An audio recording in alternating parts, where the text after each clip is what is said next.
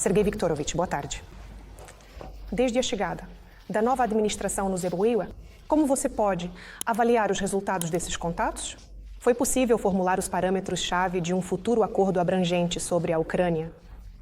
E quais são os aspectos desse acordo, sobre os quais já há consenso em Washington e Moscou?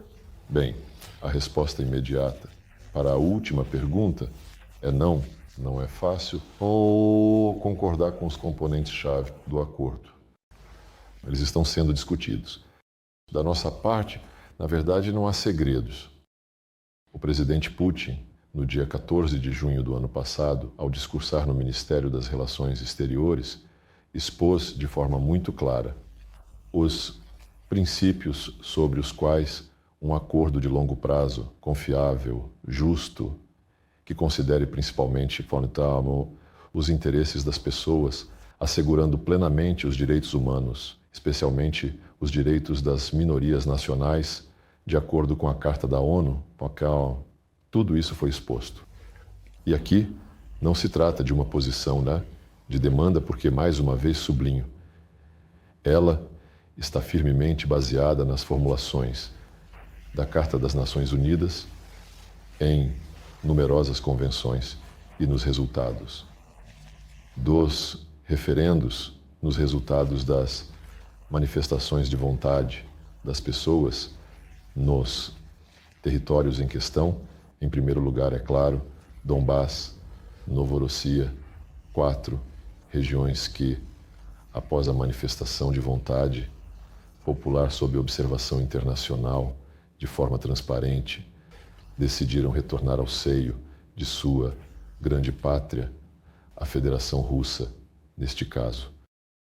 Bem, quanto ao lado americano, já observamos que, ao contrário dos europeus, que, bem, eu nem consigo encontrar outra palavra além de ferocidade, que estão literalmente tomados por ferocidade, principalmente a liderança da França, Grã-Bretanha, países bálticos e alguns outros países da União Europeia e da OTAN. Ao contrário deles, a administração Trump está tentando entender o problema e, antes de tudo, compreender as causas principais da situação que surgiu como resultado das ações de Washington e Bruxelas, que levaram ao poder o regime atual, organizando e financiando o golpe de Estado anticonstitucional em fevereiro de 2014. Victoria Nuland, que na época era responsável pela Ucrânia no Departamento de Estado na administração Obama, declarou diretamente no Senado durante algumas audiências, defendendo a eficácia da política daquela administração. Vejam, gastamos 5 bilhões de dólares e isso trouxe resultados.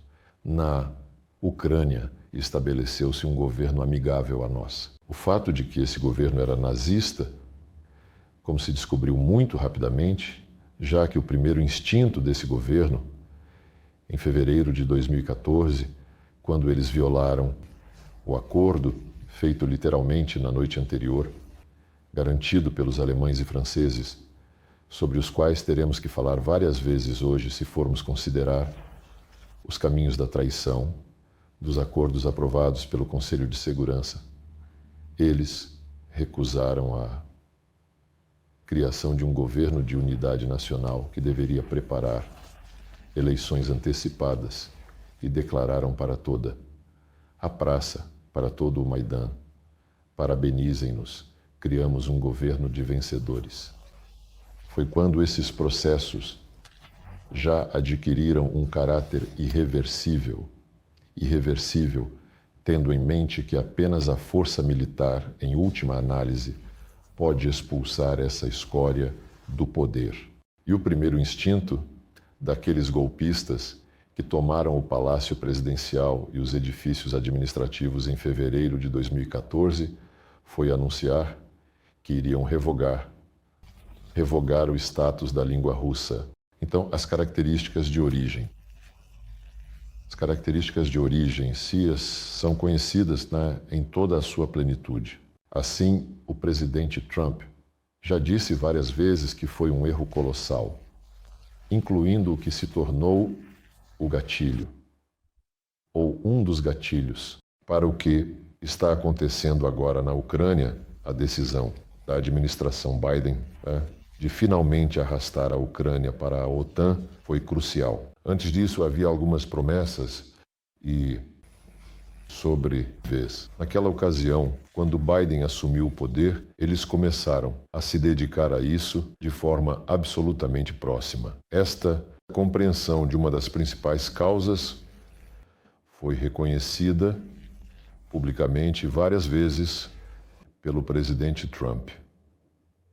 E quando estávamos em uma reunião com o secretário de Estado, Rubio, e Yuri Ushakov também estavam em nossa delegação, e do lado deles o conselheiro de Segurança Nacional, Mike Waltz.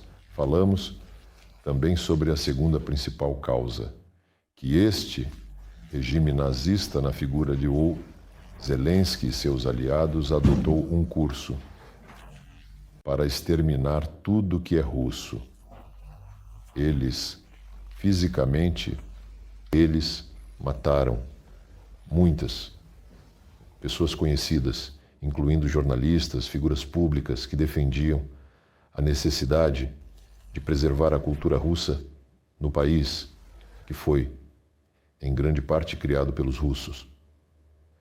E que, por séculos, os russos não apenas ajudaram a desenvolver, mas construíram cidades, como Odessa e muitos outros portos, estradas, fábricas, indústrias. Essas pessoas, fisicamente, exterminaram e legislativamente. Se considerarmos o estado da legislação da Ucrânia no momento atual, tudo que é russo foi exterminado por uma série de leis que foram aprovadas. Cerca de uma dúzia delas começaram a aprová-las muito antes de tomarmos a decisão sobre a inevitabilidade do início da operação militar especial. E a compreensão disso também é evidente na administração Trump, em particular. Steve Witkoff falou publicamente em uma de suas entrevistas, acho que para Tucker Carlson, sobre o fato de que esses territórios são habitados por pessoas que realizaram referendos, que se manifestaram a favor de serem parte da Federação Russa, e isso não pode ser ignorado. A OTAN, a extinção dos direitos das pessoas. Não estamos falando sobre terras, estamos falando sobre os direitos das pessoas que vivem nessas terras. É por isso que essas terras são preciosas para nós e não podemos entregá-las expulsando as pessoas de lá. Agora estão propondo do setor de Gaza simplesmente expulsar os palestinos, aqueles que continuam a insistir sobre as fronteiras de 1991. Liderados por Zelensky, eles querem expulsar todas as pessoas de lá também, ou querem trazê-las de volta sob seu domínio nazista, em uma situação onde querem que todos esqueçam a língua, a cultura, a história, tudo o que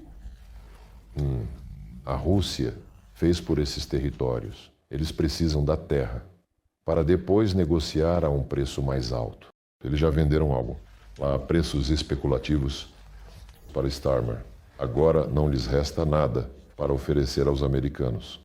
São comerciantes que não têm nada de sagrado. Pelo menos quando perguntaram a Zelensky recentemente, eu estive recentemente em Antalya, no Minda Fórum Diplomático, eu trouxe sua citação quando ele, em uma das entrevistas, disse que é movido pelo ódio aos russos. E ao ser questionado, você odeia tanto Putin? Ele disse, eu os odeio todos. E ele confirmou isso novamente ontem, em uma entrevista para a um meio de comunicação. Portanto, essa compreensão por parte dos americanos não é apenas algo que sentimos. Eles falam sobre entender que é necessário fazer algo com essas causas fundamentais. E na Europa, bem, eu nem quero suspeitar que na Europa não há nenhum único indivíduo normal e inteligente. Mas certamente há aqueles que também entendem isso, mas são silenciados, com raríssimas exceções. Apenas Viktor Orbán, o primeiro-ministro da Hungria, Fico, o primeiro-ministro da Eslováquia e, em geral, alguns politólogos e acadêmicos que não estão no poder ousam falar a verdade lá. E para os americanos, para a administração Trump, essa capacidade se manifesta e os distingue favoravelmente daqueles que nem querem pensar, mas apenas aparecem na tela, desculpe pela palavra não muito elegante, e começam a exigir da Rússia que cesse imediatamente as ações militares por um mês. E aí conseguimos rapidamente remendar os buracos e enviar alguns pacificadores. Sim, Zelensky, já explicou tudo a eles. Ele, com os olhos brilhantes, que às vezes estão brilhantes, outras vezes mais apagados. Ele falou com olhos brilhantes quando houve a discussão sobre os pacificadores. Macron, Starmer estavam se esforçando. Ele disse, sim, não precisamos de pacificadores, precisamos de unidades de combate. Vamos rapidamente, com armas combatentes dos seus países, vamos defender a nossa pátria. Eu tive que expor, de forma bastante detalhada, nossa visão sobre quem entende o quê e como entende em relação à Ucrânia. E se voltarmos a outros aspectos do diálogo russo-americano, é claro que, após 3 anos de fracasso, não é fácil tirar as relações desse buraco. Ainda mais porque o desejo sincero, e vemos que é sincero, do presidente Trump e de sua equipe, de voltar à normalidade após um certo espanto que tomou conta das elites em Washington, incluindo não apenas os democratas, mas também parte dos republicanos, agora começa a encontrar resistência latente. Estão preparando algumas manobras através de lobistas e meios de comunicação. Lemos sobre isso e, na verdade, isso não é escondido, né? Não se faz segredo disso. Querem impedir que o presidente Trump estabeleça relações com a Rússia de maneira madura, como deve ser, entre duas grandes potências e, em geral, como deve ser, entre quaisquer duas potências. A Carta da ONU, que eu nunca me canso de citar, afirma: as Nações Unidas são baseadas na igualdade soberana dos Estados. Nunca nenhum dos colonizadores ocidentais, quando a ONU ainda não existia, tratou as relações com outros como iguais a si mesmos. E mesmo quando a ONU foi criada após 1945, me diga uma única situação de conflito em que o Ocidente considerou as partes do conflito como iguais, nos quais o Ocidente se envolveu ativamente. Nunca. E é por isso que bem, em geral, difícil restaurar a normalidade. Embora eu também tenha dado esse exemplo. Veja, a China e a América têm não menos contradições. Elas talvez não sejam tão duramente exploradas no espaço midiático, mas, na verdade, são 2 principais rivais, ou talvez os 2 únicos rivais pela liderança na economia mundial e nas finanças globais. Veja a luta tarifária que está acontecendo agora, não é uma questão de vida ou morte. Isso é economia, se considerarmos. E eles têm enormes problemas, enormes contradições em questões geopolíticas, incluindo questões de integridade territorial da República Popular da China. Taiwan, Mar do Sul da China, Mar do Leste da China, disputas territoriais. E nesses conflitos, os Estados Unidos estão claramente do lado daqueles que se opõem aos direitos chineses, reivindicados em uma situação ou outra. Sobre Taiwan, isso é, bem, o auge da hipocrisia, eu acredito, quando, verbalmente, todas as administrações dos Estados Unidos e todos os governos da Europa declaram: sim, nós respeitamos e estamos comprometidos com a posição de uma China, mas logo acrescentam: mas não ousem mudar o status quo. E o que é o status quo? É um Taiwan de fato independente, que está sendo armado um Taiwan independente, com o qual são firmados acordos completamente autônomos sobre questões econômicas e militares, sem consultar a China sobre nada. É por isso, aqui também é um jogo assim. E quando os representantes da República Popular da China, não faz muito tempo, mais uma vez disseram que eles defendem de forma mais firme a resolução política e diplomática da questão da restauração da unidade da China. Mas, se o Ocidente continuar suas provocações, se ele incitar Taiwan a rejeitar a reunificação pacífica, então a China não exclui nenhum método. Que alvoroço surgiu no Ocidente. Veja, mas isso eu apenas dei exemplos que mostram que as relações lá estão seriamente sobrecarregadas por profundas contradições de princípio, mas nunca o diálogo foi interrompido. Nem pela administração de Biden, nem pela administração pré-Biden, apesar de todas essas, invectivas públicas e barulhentas que são trocadas periodicamente, nunca passou pela cabeça de ninguém que os americanos poderiam se afastar, dizer: não é isso, estamos declarando um boicote, precisamos isolar a China. Isso nunca, ninguém jamais poderia imaginar. Mas com a Rússia, Biden se imaginou então como um professor, um mentor, aquele que emite decisões judiciais, as anuncia e força todos os outros a seguir esse caminho.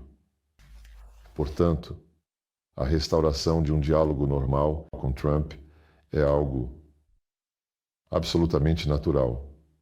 O fato de que isso se tornou uma sensação para muitos, bem, isso é o legado, da mentalidade de Biden, que queria tornar a completa isolação da Rússia uma normalidade, bem, uma tolice sem tamanho. E claro, isso não se concretizou. Então, lentamente, mas o diálogo está sendo restaurado. O principal é que há vontade de ambos os lados, apesar dos problemas, apesar das divergências nacionais de interesses em uma série de questões, talvez até na maioria das questões da agenda internacional, mas se encontrar como TEI. Pessoas educadas e corteses ouvir um ao outro o que está acontecendo. Há um entendimento de como avançar na retomada do funcionamento normal de nossas embaixadas, a nossa no Sirigu, em Iowa, e a americana na Rússia.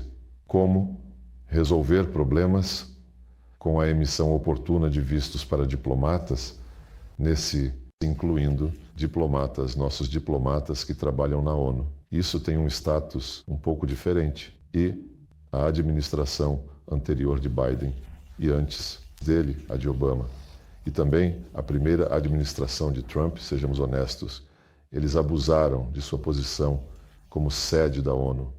E, embora por todas as regras e pelo acordo assinado por Washington com a ONU, eles não têm o direito de impedir a contratação de cidadãos de qualquer país que seja membro das Nações Unidas. Há vários anos as pessoas esperam. Ainda existem casos em que funcionários aprovados pelo secretariado da ONU não podem ir para o local de trabalho porque os americanos não concedem o visto. No entanto, o financiamento das embaixadas, quando sob Biden começaram a criar, né, dificuldades, nós naturalmente respondemos de forma recíproca e simétrica. E agora, pessoas sensatas na administração que finalmente apareceram depois que os de Biden foram afastados ou removidos, estão resolvendo conosco questões básicas que parecem simples da operação da missão diplomática em um país com o qual você não rompeu relações diplomáticas. Parece um absurdo que isso precise ser tratado, mas no entanto. E o terceiro aspecto é a economia, o comércio. Já na primeira fase, os americanos falaram sobre isso quando ocorreu a primeira conversa telefônica de Trump com Putin, quando Whitaker visitou, quando o chefe do Fundo Russo de Investimentos Diretos, Kirill Dmitriev, estava nos Estados Unidos. Eles estão interessados, mas são pessoas de negócios, materiais. Os dividendos são muito importantes e Trump não faz segredo disso. Essa é a sua filosofia, sua política pela qual o povo americano votou. E o fato de que eles buscam lucro é evidente. Se olharmos para a Europa, é necessário cortar os gastos com a manutenção da OTAN e incluindo, antes de tudo, a manutenção das tropas americanas e sua contribuição para a defesa de outros membros da Aliança do Atlântico Norte. E é preciso ver quem tem superávit, quem tem déficit no comércio, quem impõe quais impostos, quais são os projetos de investimento. Isso tudo está acontecendo. Mas, assim aconteceu. Essa é a política. Que o presidente eleito dos Estados Unidos, o presidente em exercício, está implementando. Portanto, o tema material sempre foi importante para eles. Isso foi evidente também no primeiro mandato de Donald Trump.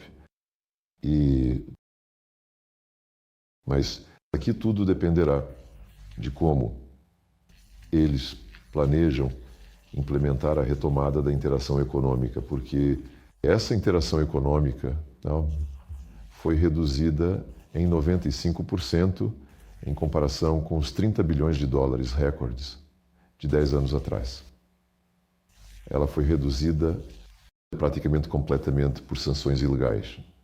Nós, como vocês sabem, se você acompanha a discussão, em nossa sociedade, nós não corremos, atrás de ninguém. Não pedimos para que as sanções sejam retiradas, Nós temos um poder muito forte, grupo, em nossa opinião pública, incluindo líderes de opinião, que acreditam que a retirada das sanções seria prejudicial, porque aqueles que são caracterizados como círculos liberais, funcionários liberais, eles imediatamente tentariam reverter todas essas conquistas em substituição de importações, na soberanização de nossa economia, sua produção, na garantia de segurança nas áreas das quais o desenvolvimento do Estado realmente depende. Segurança militar, segurança alimentar, tecnológica, garantir tudo isso com nossos próprios recursos e em geral, preocupações de que, de repente, esses americanos astutos cancelem as sanções e nos inundem novamente com seus serviços, tecnologias, nas quais já nos queimamos. Veja, a história com os aviões civis ainda não está normalizada. Registro duplo, peças de reposição, motores. Nós não vamos dar nada disso a vocês. Que a sua indústria aeronáutica morra. Ninguém quer isso entre as pessoas normais. Portanto, mais uma vez digo, estou absolutamente certo de que o presidente Putin está certo quando ele chamou a atenção para isso várias vezes e que não devemos mais nos tornar dependentes em áreas críticas para a sobrevivência do Estado. E se, como ele disse recentemente em um congresso da RSPP, se alguém daqueles que fugiram após a repreensão de seus governos dos negócios na Rússia quiser voltar, então vamos verificar se há algum nicho disponível para essa empresa específica. Porque os nichos que eles criaram ao fugir da Rússia, eles não pertencem a eles, já estão ocupados. Muitos deles, tanto pelo nosso negócio, quanto por empresários de países que continuaram a operar, continuaram a cumprir suas obrigações. E do ponto de vista do emprego dos nossos cidadãos e do ponto de vista do cumprimento de seus planos de fornecimento de determinados produtos aos mercados. E os mercados já planejaram seu funcionamento com base na existência desses planos. Depois, tudo isso foi destruído de uma só vez. Portanto, eu acredito que nesta disputa entre aqueles que dizem de forma alguma as sanções devem ser levantadas e será pior. E aqueles que dizem então vamos novamente cair na autarquia em relação à economia mundial? Eu ainda estou do lado dos primeiros. Ainda mais porque é muito difícil falar sobre autarquia. Não existe mais globalização da economia mundial. Ela foi destruída. E não por Trump, mas por Biden, quando ele impôs sanções e fez das sanções o único instrumento de sua política externa. Nós não estávamos sozinhos. Temos um número recorde de sanções, isso é verdade. Mas mais da metade dos países do mundo estão sob sanções, de vários tipos de restrições. E a China, o Irã e a Venezuela são ainda os maiores beneficiários dessa bênção. Mas mais de 100 países estão, de uma forma ou de outra, sob sanções unilaterais dos Estados Unidos. Portanto, a fragmentação da economia mundial começou muito antes de hoje. E, claro, o uso do dólar por Biden como arma para punir os inocentes acelerou esse processo. Nenhuma negociação foi realizada com o país que era considerado como violador das normas democráticas. O atendimento em dólares foi interrompido, barreiras foram erguidas. Essas barreiras eram contornadas, tentavam fechar os caminhos alternativos e assim por diante. Não é à toa que, quando surgiram tendências para a criação de plataformas de pagamento alternativas, quando as transações em moedas nacionais começaram a ganhar força, não é à toa que Trump, antes e depois das eleições, disse que um dos crimes piores do que os erros de Biden foi o uso do dólar como arma. Assim eliminou a confiança nesse meio de pagamento e plantou uma bomba relógio que certamente explodirá algum dia.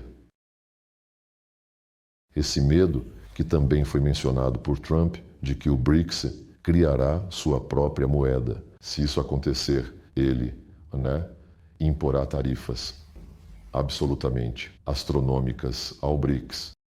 Isso também mostra que ele entende o papel que o dólar desempenha. E, em geral, essa parte de papel da economia mundial, que papel eles desempenham na posição dos EUA no mundo, na garantia de seu papel dominante.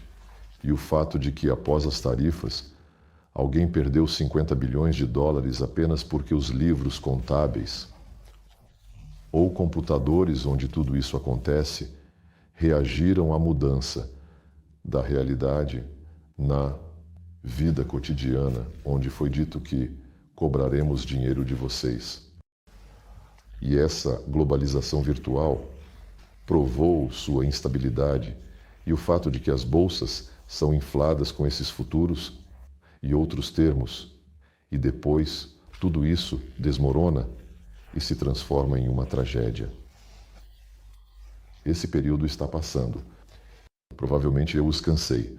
Sergei Viktorovich, você diz que a nova administração americana tem o desejo de discutir não apenas questões bilaterais, mas também a resolução pacífica na Ucrânia. Na recente sessão da ONU sobre a Ucrânia, convocada em relação ao ataque a Kryvyi Rog, a representante do Zikaio alertou que novos ataques russos em territórios ucranianos podem levar ao colapso das negociações de paz. Após isso, alguns dias depois, houve um ataque a Sumi, onde novamente houve mortes de civis e crianças, segundo declarações do lado ucraniano. Isso significa que a Rússia não leva a sério os avisos do ZEU? Qual representante fez a declaração após Kryvyi Rog? Foi o representante interino oficial na ONU. Representante na ONU. Bem, eles têm muitos, os americanos, representantes oficiais, incluindo representantes femininas. Alguém recentemente disse algo na Groenlândia. Pediram para ela voltar para o seu país e procurar outro emprego. Não quero dizer que essa mulher, não me lembro da declaração, que você mencionou, mereça o mesmo destino. Mas o fato é que as posições até do Ocidente, na Europa, e na era Biden dos Estados Unidos, as posições eram dominadas por mentiras diretas. Isso nós sabemos muito bem. E eu, várias vezes nos últimos anos, chamei a atenção do secretário-geral da ONU, que ele, como principal administrador, conforme está escrito na carta, como a figura administrativa da organização, deve cumprir os requisitos do artigo 100 da carta e não tomar partido, mas manter uma posição equilibrada, não recebendo instruções de nenhum governo. Eu disse a ele, eu o conheço há muito tempo. Nós trabalhamos juntos em várias posições, interligadas por décadas. Eu disse a ele que neste cargo, talvez ele não receba, mas cumpre as instruções dos países ocidentais em relação à situação na Ucrânia, quando ele insiste a cada passo, e agora novamente, após os gritos de que crianças e civis foram mortos em Sumi, dezenas de pessoas foram destruídas. Ele fez uma declaração de que ele defende firmemente o fim de tais violações do direito humanitário internacional. Que ele defende firmemente a resolução da crise ucraniana com base na Carta da ONU e no respeito à integridade territorial da Ucrânia e com base nas resoluções relevantes da Assembleia Geral. Bem, em primeiro lugar, o direito humanitário internacional proíbe categoricamente a colocação de instalações militares em áreas civis. Colocar armamentos desde os primeiros dias da crise, desde os primeiros dias do conflito e ainda durante a vigência dos acordos de Minsk, durante as esperançosas, mas desmoronadas esperanças de que eles permitiriam resolver o problema pacificamente, deixando a Ucrânia, aliás, em sua integridade territorial, mas sem a Crimeia. Eles não queriam fazer isso. E há inúmeros fatos de colocação de artilharia, sistemas de defesa aérea em bairros urbanos, bem ao lado de jardins de infância. Há milhões desses fatos. E quantos vídeos foram postados na internet onde mulheres ucranianas gritam para que os militares se afastem das lojas, dos parquinhos. Mas essa prática continua. E temos, fatos sobre quem estava naquele local que foi atingido. Em Sumi havia uma reunião de comandantes militares ucranianos com seus colegas ocidentais que estavam lá ou disfarçados de mercenários ou não sei sob que disfarce, mas militares de países da OTAN estão lá, todos sabem disso, dirigem diretamente. O New York Times recentemente explicou como, desde o início, os americanos desempenharam um papel decisivo nos ataques à Rússia. E sem esse papel dos americanos, a maioria dos mísseis de longo alcance nem sequer teria saído de suas bases. Então, o segundo ponto que eu regularmente lembro a Guterres quando ele diz que é preciso cumprir a Carta da ONU e garantir a integridade territorial da Ucrânia. E por que é necessário garantir a integridade territorial da Ucrânia quando há um governo que não representa nem a Crimeia, nem Donbass, nem a Novorossia e nem representa uma série de outros territórios que ainda estão sob o controle do regime nazista de Kiev? Na Carta da ONU, muito antes de mencionar a integridade territorial, está escrito que se deve respeitar a igualdade de direitos e o direito das nações à autodeterminação. Foi precisamente este princípio da Carta da ONU que se tornou a base para o processo de descolonização da África, em primeiro lugar. Sim, esperaram muito, 15 anos após o ano de 45, mas depois, por iniciativa do nosso país, o processo começou, como dizia um dos nossos líderes, e foi concluído, mas não completamente. 17 territórios ainda permanecem em uma posição subordinada em flagrante violação das decisões adotadas pela ONU. São, antes de tudo, os franceses, os ingleses. Bem, antes de tudo, eles. E nunca Macron, quando ele grita com fervor que os russos devem cumprir a Carta da ONU, o direito internacional, ele nunca menciona que, contrariamente, digamos, à resolução da Assembleia Geral e à vontade dos habitantes de várias regiões africanas, eles mantêm pedaços dessas regiões para si. Provavelmente gostam de ir lá de férias. Afinal, é bonito lá. As palmeiras crescem. Em Paris, claro, você não encontra essa paisagem. Lá há sujeira, criminalidade. Mas, portanto, lembramos aos nossos amigos da ONU que, se vocês dizem que é preciso resolver, de acordo com a Carta da ONU, sejam gentis, como a principal autoridade administrativa, e abordem essa carta em toda a sua plenitude e interconexão de seus princípios. E o princípio da autodeterminação está ligado ao princípio da integridade territorial.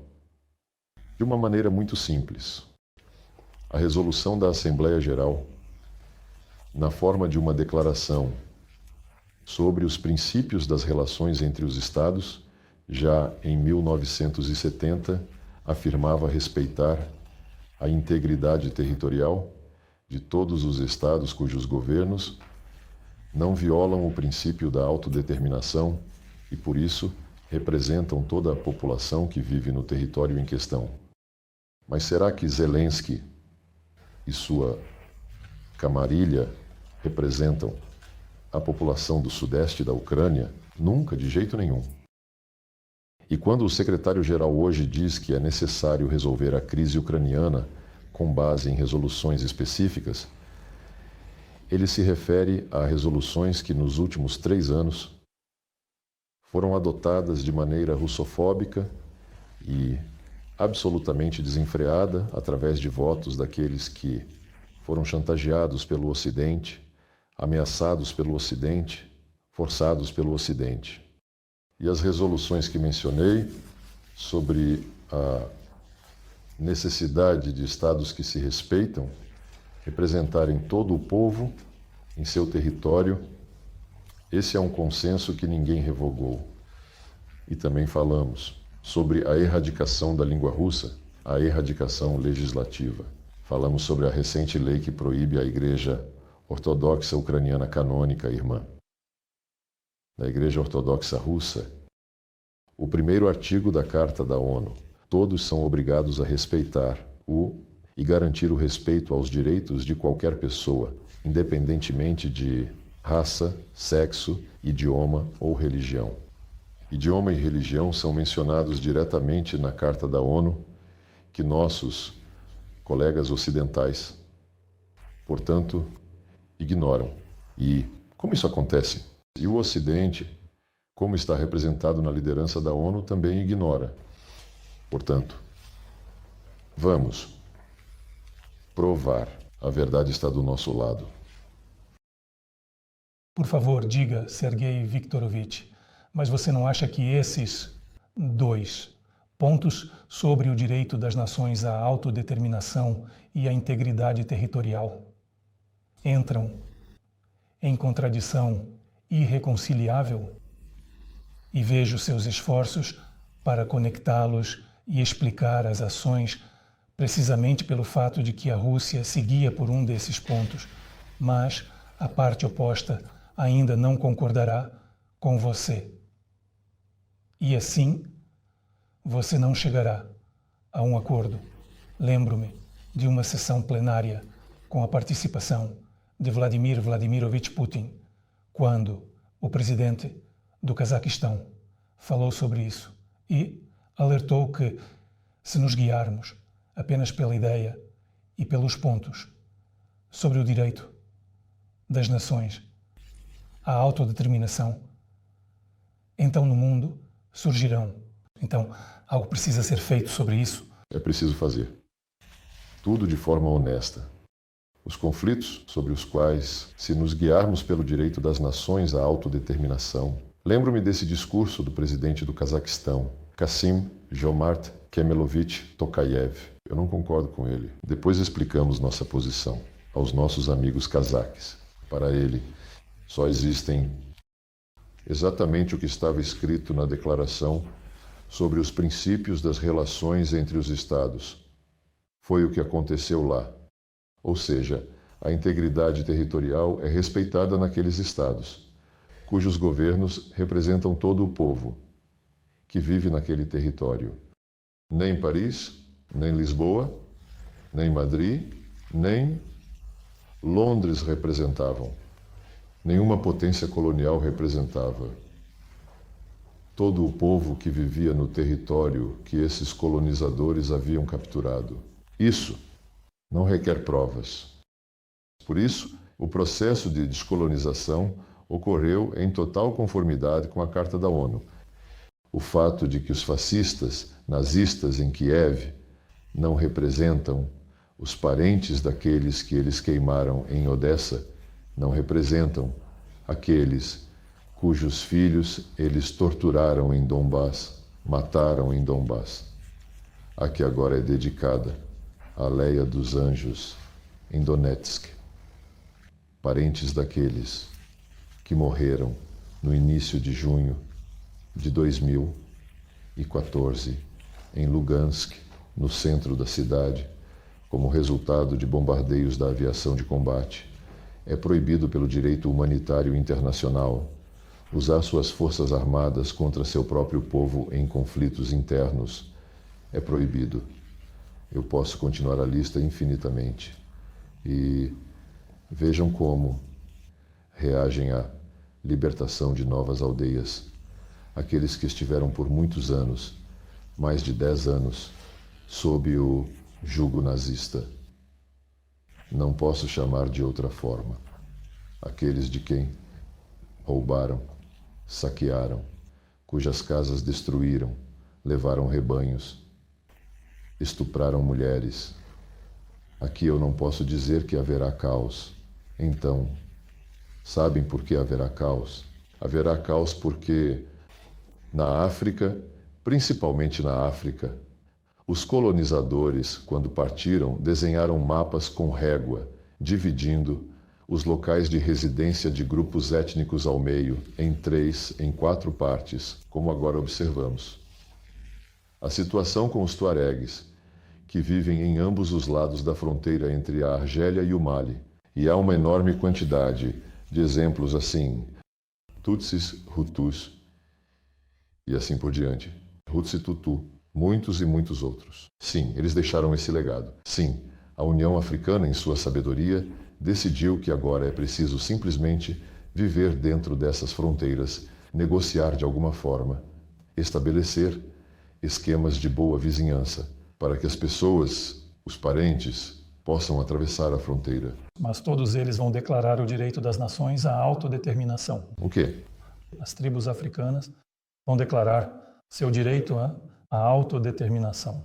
E o que vai começarão guerras intermináveis. Eu lhes digo, a União Africana, em sua sabedoria, decidiu e tomou a decisão de não mexer nesse vergonhoso legado dos colonizadores, entendendo perfeitamente que, nesse caso, o derramamento de sangue seria ainda maior.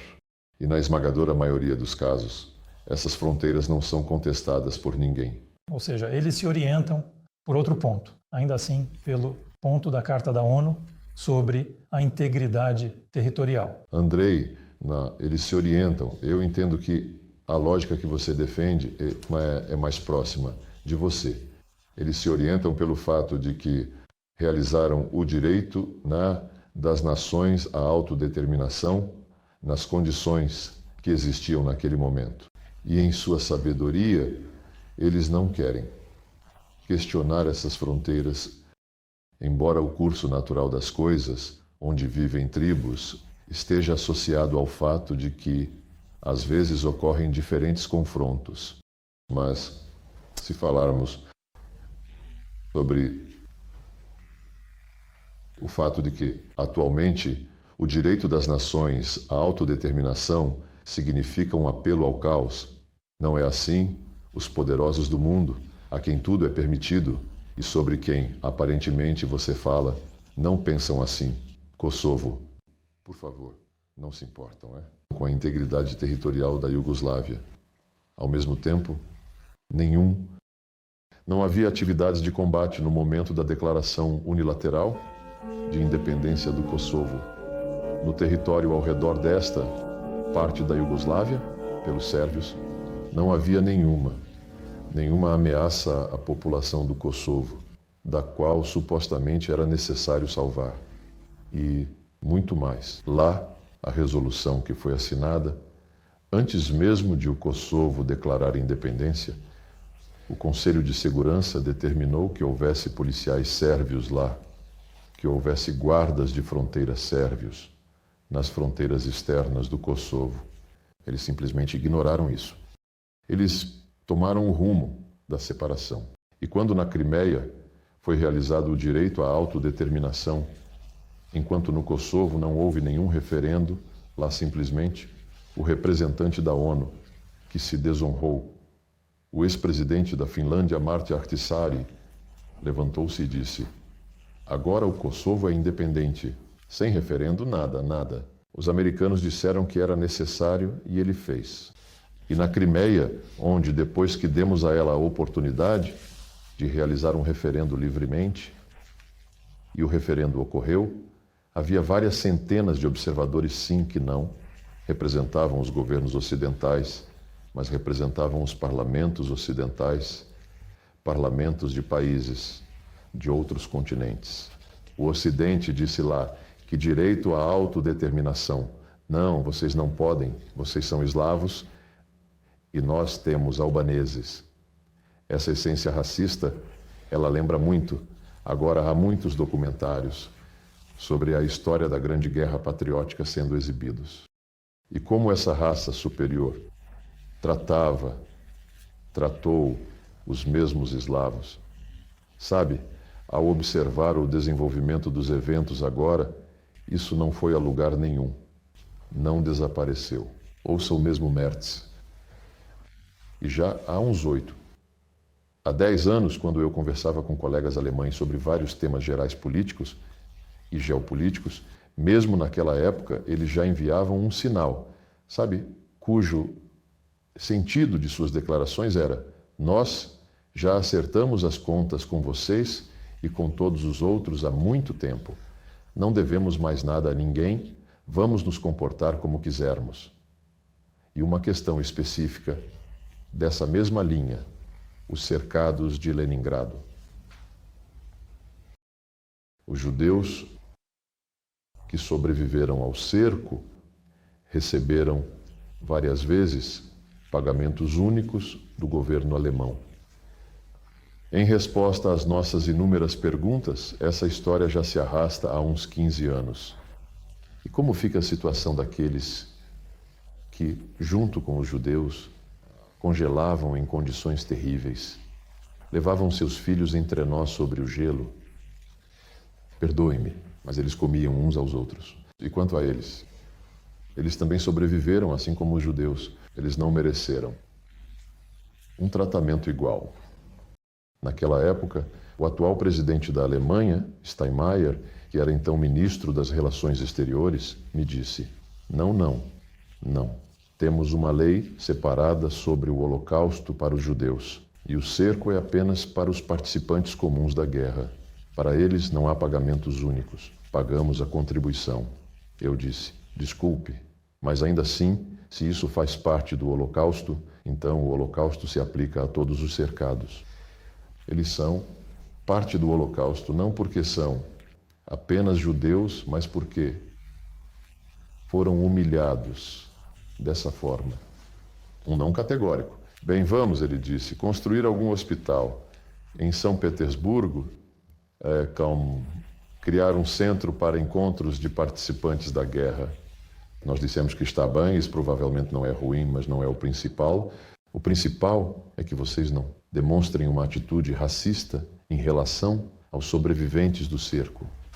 Um não categórico. Nós já explicamos a eles que em São Petersburgo, se quiserem construir algo lá, por favor. Mas os sobreviventes do cerco vivem em todo o mundo. E não apenas nas cidades russas, eles vivem em muitas outras cidades. Um não categórico.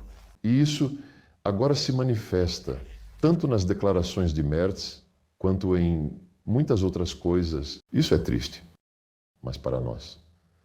O que tem importância decisiva é, claro, o destino das pessoas. E dizer que não se pode violar a integridade territorial da Ucrânia, isso significa trazer de volta os russos e falantes de russo que fugiram do regime nazista para as garras desses monstros.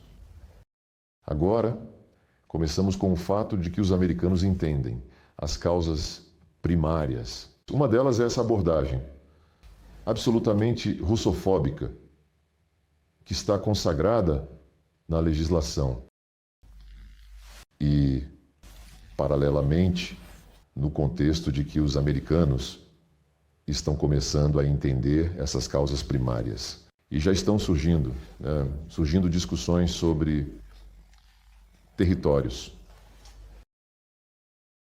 Witkoff disse que houve referendos em 4 terras. Isso precisa ser reconhecido. Kellogg, que também é representante especial de Trump, disse: bem, é preciso. Agora há muitas conversas sobre pacificadores. É preciso pacificadores para aquela parte que está além do Dnieper, ou seja, como se insinuando que até o Dnieper é preciso aceitar tudo e não haverá mais nenhuma integridade territorial lá, mas haverá, ou melhor, já houve autodeterminação do povo. E propõe na margem direita do Dnieper, como ele disse, fazer algo semelhante a Berlim após a Segunda Guerra Mundial. Uma zona de responsabilidade. Houve um alvoroço, houve gritos. Starmer e Macron estão promovendo essa ideia de pacificadores, reunindo uma coalizão de interessados. Os bálticos já juraram lealdade a essa ideia, claro, como poderia ser diferente. Mas a maioria dos países da União Europeia e da OTAN está muito cética em relação a isso. Mas a principal questão é, sim, e eles dizem que tudo bem, haverá alguma linha de contato. O principal é parar o conflito. Eles estão adiando a resolução política para depois, de qualquer forma. As questões do nosso presidente entram em jogo. O que vocês farão? Enquanto esse cessar-fogo, sem uma resolução sólida, for hipoteticamente anunciado, vocês vão armar, vão ajudar a mobilizar à força esses pobres ucranianos que são perseguidos, desde as cabines de banheiro arrancados diante dos olhos de suas mães, empurrados para dentro de alguns veículos do TCC. Além disso, a principal questão é que eles dizem não. Não teremos tanto pacificadores. Zelensky disse, não precisamos de pacificadores, precisamos de unidades de combate. Pessoa franca. Mas Macron e Starmer, eles jogam com as palavras. Agora inventaram a força de resiliência. Força de resistência, ou força. Resiliência, basicamente, é resistência. Ou seja, para manter. A resistência da Ucrânia, eles colocarão não mais tropas de bloqueio, às quais o exército ucraniano está acostumado, mas sim militares civilizados de países ocidentais civilizados. Mas o que eles vão proteger? O mesmo regime de sempre? Ninguém sequer menciona eleições. Agora, na verdade, os americanos disseram que as eleições devem ser realizadas. Mas a Europa fará de tudo para que o regime não mude em sua essência. E o que você acha alguém? Talvez agora, um momento, encontrem algum novo semi-líder que seja menos dependente de várias substâncias. Mas a essência do regime permanecerá. Eu pergunto em vários eventos. Perguntei em Antália há alguns dias. E quando vocês reconhecerem a inevitabilidade de manter a Ucrânia já com fronteiras reduzidas, como vocês veem o regime dessa Ucrânia reduzida? Vocês os forçarão a revogar as leis que proíbem o uso da língua russa em todos os lugares? Não há lugar nenhum onde isso não aconteça?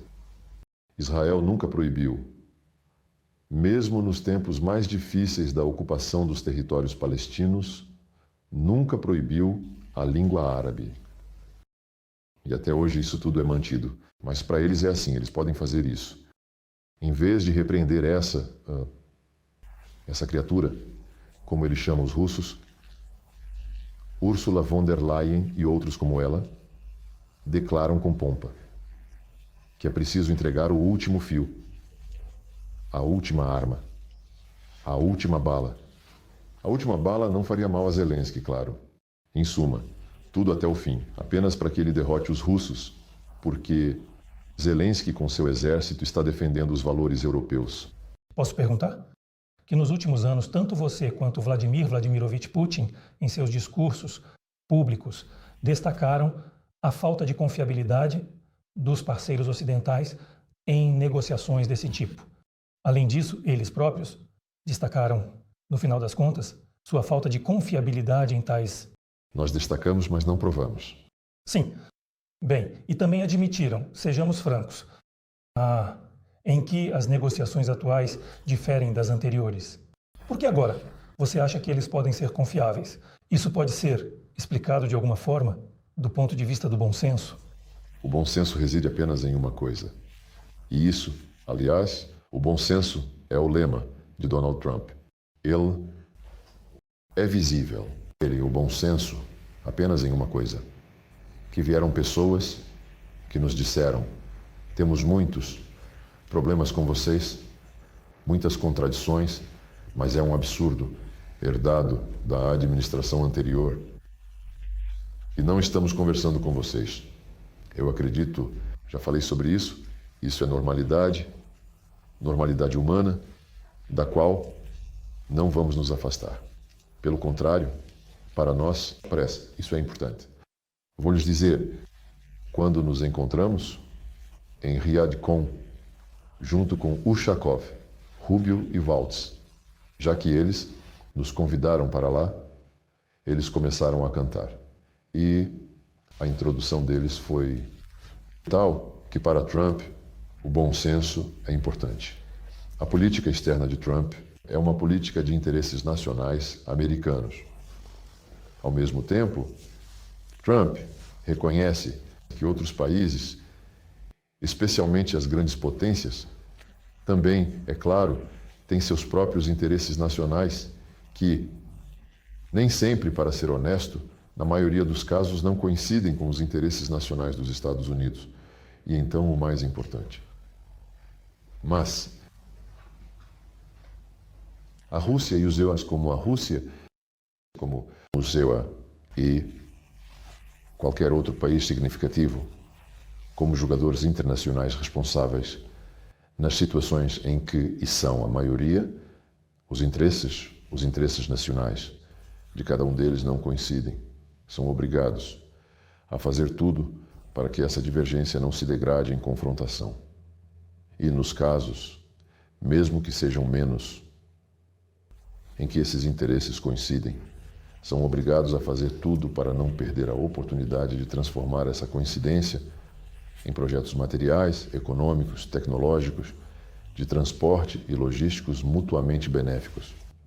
Eu acredito que isso é pragmático e merece discussão. Eu não sei o que acontecerá em 4 anos, quando vier outro. Agora estão dizendo, bem, vamos comprar Boeings novamente. E daí? E daqui a 4 anos, quem sabe, como a situação se desenvolverá, estaremos novamente desmontando os parapeças, esses Boeings. 4 anos talvez seja um prazo muito longo. Já estão escrevendo. Na Europa, nossos analistas políticos estão escrevendo que restam 1 ano e meio até as eleições intermediárias no Congresso, onde o Partido Democrata fará de tudo para garantir que não haja maioria. Mas isso tudo é especulação. A palavra acordo é próxima para você? Não, eu só usei para que ficasse mais claro.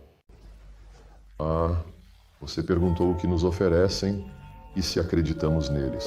Eu respondo a você o que nos oferecem. Mas, mais uma vez, eu já disse isso hoje. Simplesmente, talvez tenha se dissipado que a opinião dominante em nossa sociedade, na classe política, entre os analistas políticos, é que de forma alguma devemos permitir novamente que qualquer restabelecimento de relações na economia, em outras áreas, leve novamente a uma dependência, assim, de forma condicional, de peças de reposição em todas as áreas do Estado, das quais depende o bem-estar e, em geral, o Estado do nosso país. Isso inclui segurança militar, segurança alimentar, segurança tecnológica, mas já discutimos tudo isso. Então, essa lição, estou 100% convencido, não será esquecida, e não é à toa que o presidente Putin, ao discursar já, no auge da operação militar especial, não me lembro onde foi, mas foi um discurso de orientação sobre nossas relações com o mundo exterior e com o Ocidente em particular.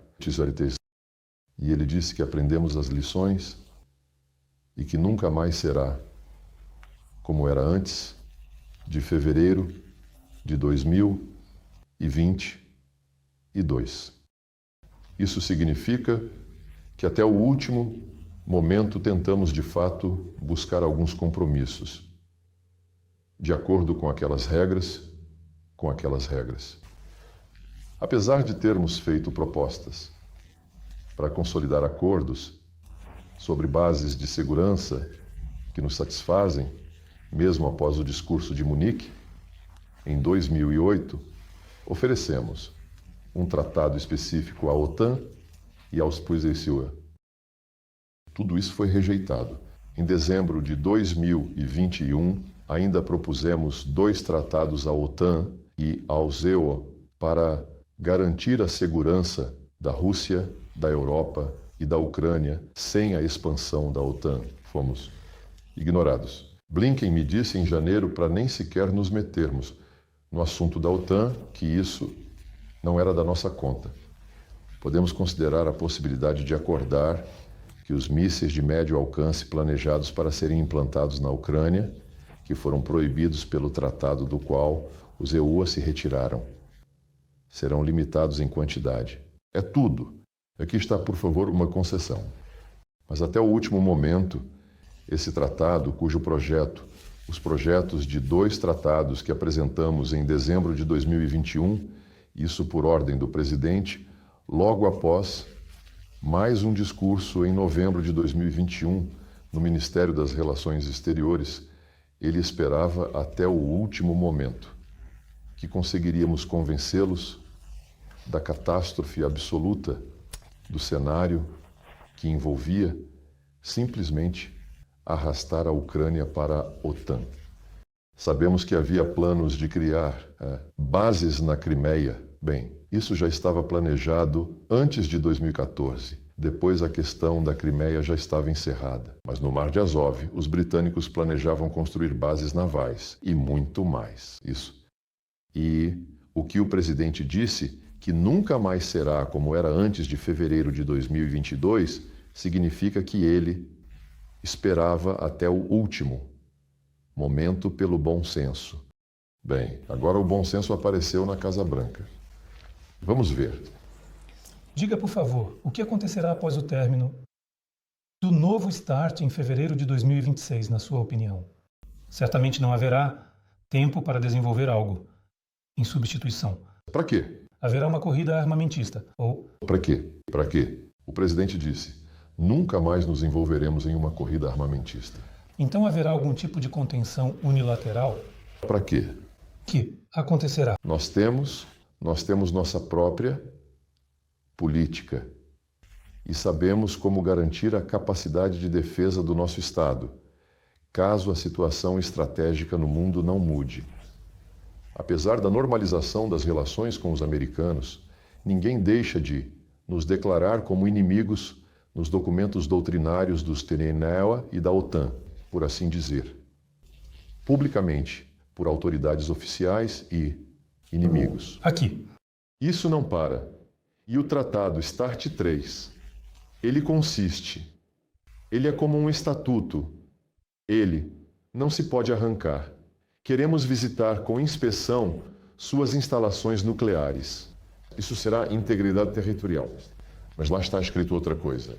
Está escrito, logo no início, que conseguimos firmá-lo porque respeitamos uns aos outros, porque somos a favor da segurança igualitária e porque reconhecemos a interconexão entre os sistemas estratégicos, ofensivos e defensivos. E essa interconexão foi há muito tempo quebrada pela saída dos Pussamewa do Tratado de Mísseis de Alcance Intermediário e Menor. E o tratado, isso foi antes.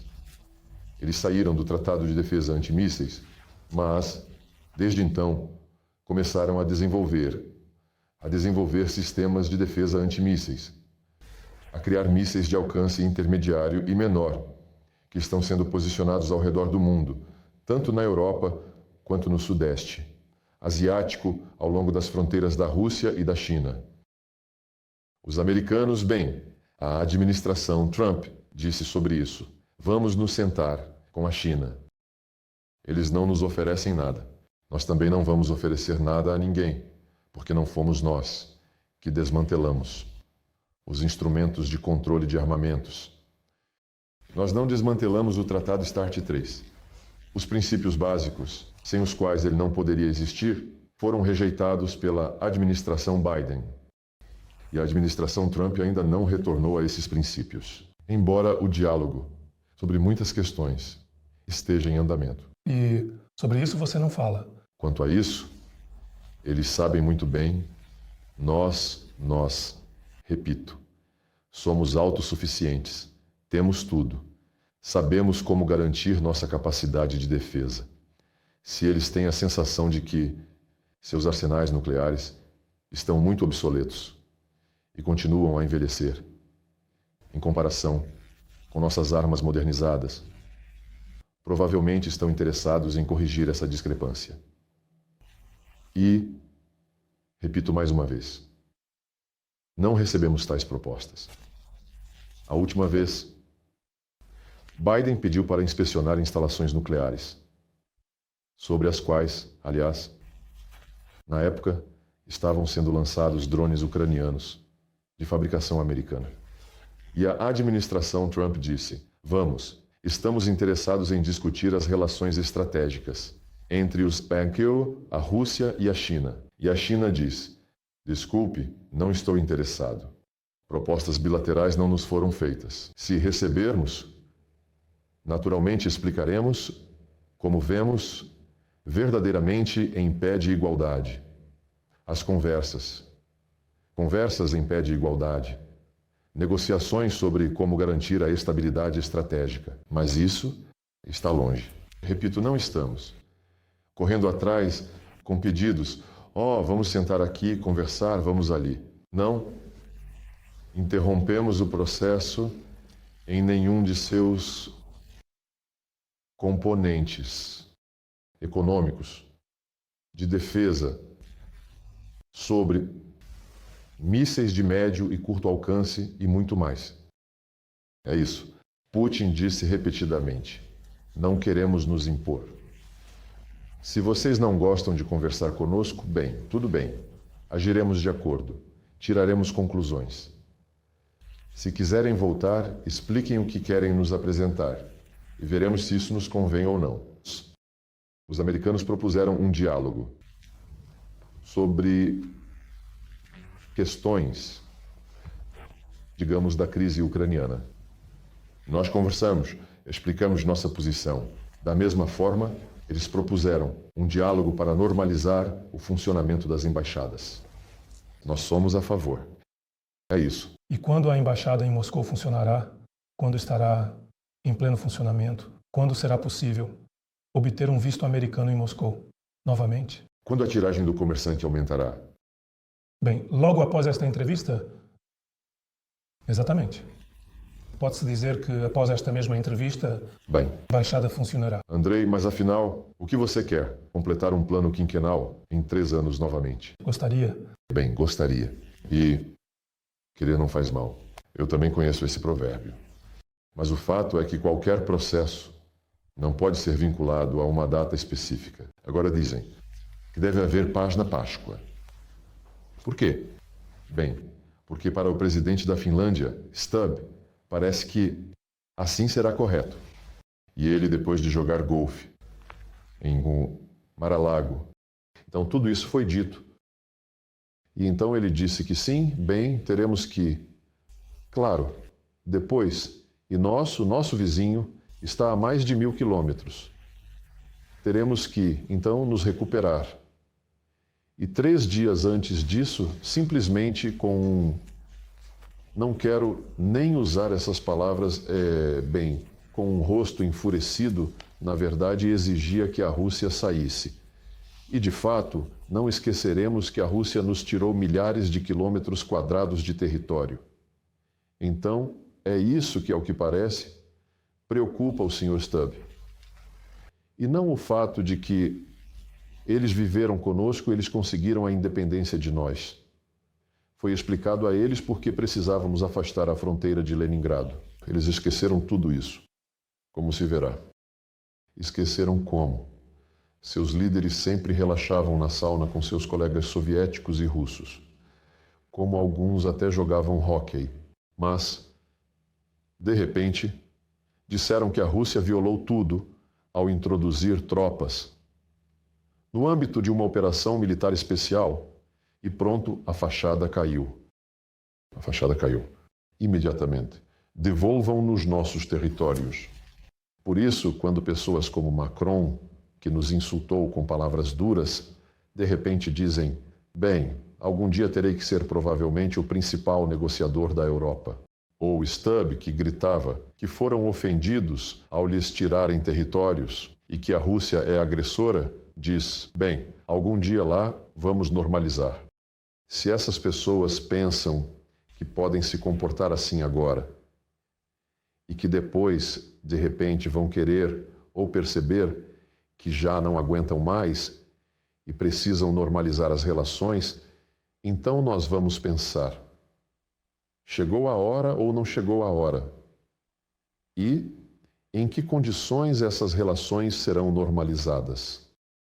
De todas as palavras anteriores, segue-se que, em Moscou, acreditam na capacidade de negociação do lado americano e no papel dos americanos como mediadores no conflito ucraniano. Já existem 2 acordos que foram firmados com a mediação dos americanos sobre a navegação segura no Mar Negro e, respectivamente, um acordo uma moratória, sobre a cessação de ataques a instalações de energia. E como vemos, nem o primeiro nem o segundo estão funcionando completamente. Como você pode comentar sobre isso? Não existem tais acordos. Não existem tais acordos. No dia 18 de março, durante uma conversa telefônica, o presidente Trump disse ao presidente Putin: eu sugeriria que por 30 dias. Ele disse: eu entendo. Por que o cessar-fogo nos parece? De certa forma, não está claro como organizar isso. Lembre-se, na conferência de imprensa com Alexander Lukashenko, Putin expôs nossa reação à ideia de um cessar-fogo geral de 30 dias. Como isso vai parecer? E será que isso será usado para reabastecer com novas armas, para a mobilização forçada de mais milhares, dezenas de milhares, eu não sei quantos, eles conseguiriam reunir? Como garantir que os infratores sejam identificados imediatamente, sabendo como a Ucrânia gosta de mentir? Por isso, Trump propôs um moratório de 30 dias sobre ataques a instalações nucleares, a instalações energéticas. Putin concordou imediatamente. Durante a conversa, ele deu a ordem para implementar tal proibição por 30 dias. Aconteceu que 7 drones já estavam voando para atacar instalações energéticas ucranianas. Nós mesmos os derrubamos. E, em segundo lugar, Trump disse: vamos lá que as pessoas se reúnam para a iniciativa do Mar Negro para retomar sua operação. As pessoas se reuniram, as pessoas concordaram com 5 pontos que os americanos divulgaram e nós divulgamos um complemento a esses 5 pontos, em particular no que diz respeito: seguro, frete, portos, abastecimento de navios. Bem, em geral, algumas coisas práticas. Exatamente as coisas que deveria fazer. Bem, a verificação, em princípio, da integridade dos nossos vizinhos ucranianos é algo em que insistimos ao discutir com o Ocidente quaisquer esquemas que eles promovam, desejando, assim, ajudar na resolução. Aqui estão 2 dos exemplos mais gritantes.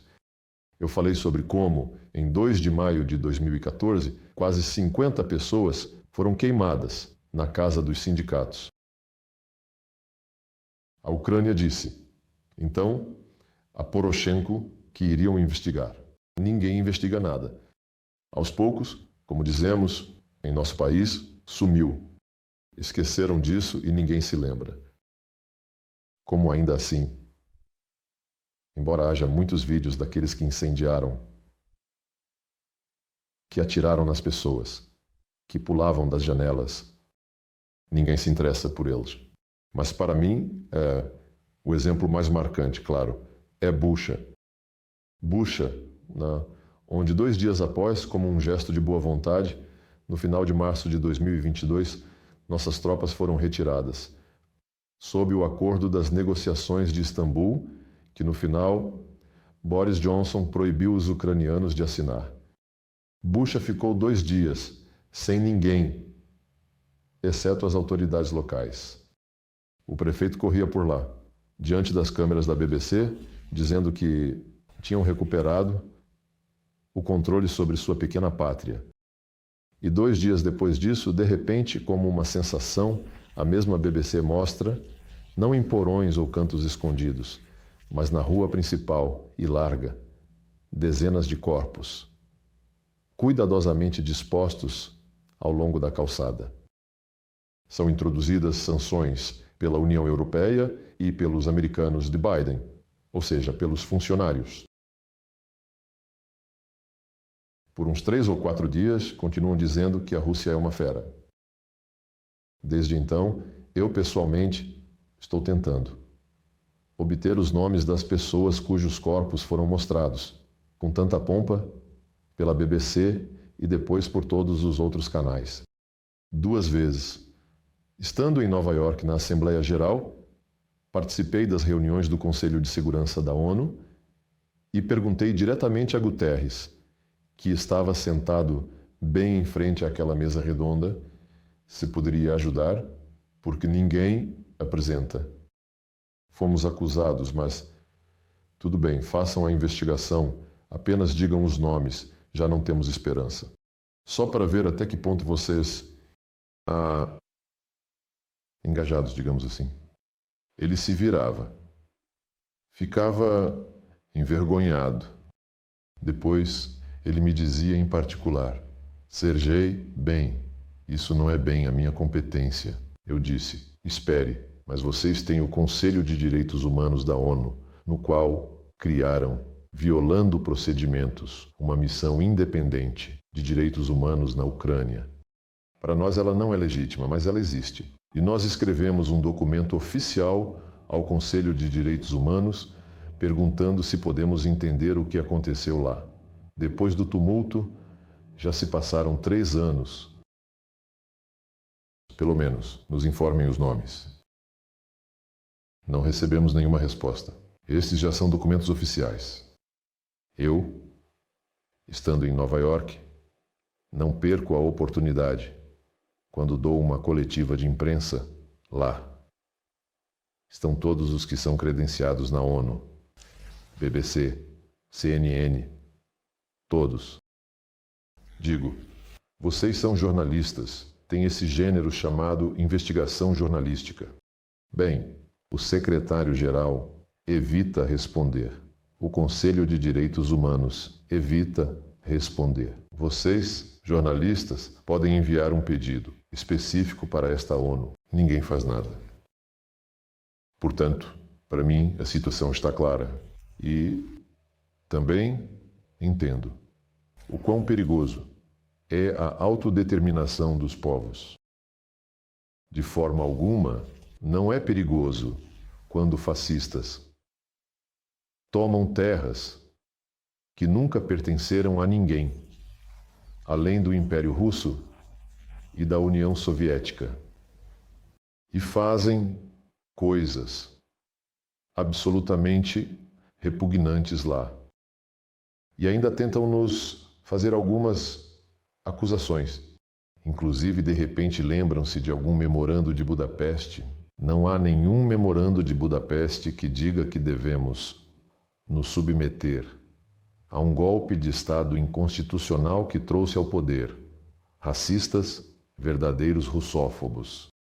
E quando falam sobre as fronteiras de 1991, essas fronteiras surgiram devido à separação de Bela Veja e depois de Alma-Ata entre as repúblicas da antiga União Soviética, com base nas condições que existiam na época. E uma das condições-chave para nós, para a RSFSR na época, foi a Declaração de Independência da Ucrânia, que foi adotada um ano antes, e na qual estava claramente declarado que eles seriam para sempre um Estado neutro, que não se juntariam a nenhum, bloco militar. E depois isso foi incorporado na Constituição, e isso foi correto. Na Constituição estava registrado que eles, o Estado da Ucrânia, garantem a observância dos direitos dos russos, destacados separadamente, e de todas as outras minorias nacionais.